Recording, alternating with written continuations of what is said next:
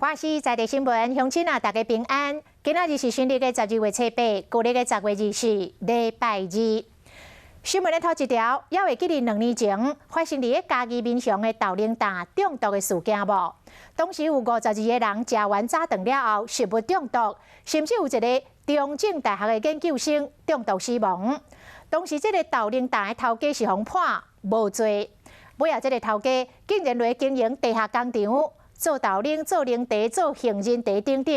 有诶摕去人诶店面来假卖，有诶放伫咧网络顶来贩卖。但是第一，无工厂诶登记；第二，产品嘛无投保到责任险，而且佫来骗讲有通过食品诶认证，互刑事局掌着依法上班。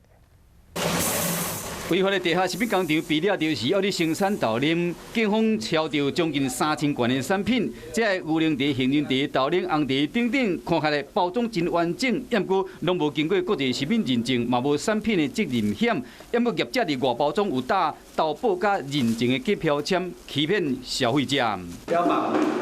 有投保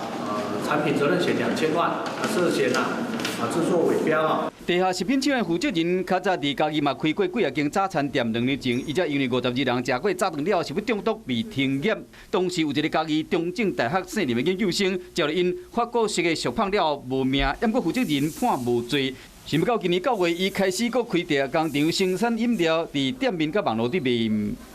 他在网络上是透过 FB 以及赖的揪团，还有虾皮拍卖。 或是有找一些网红来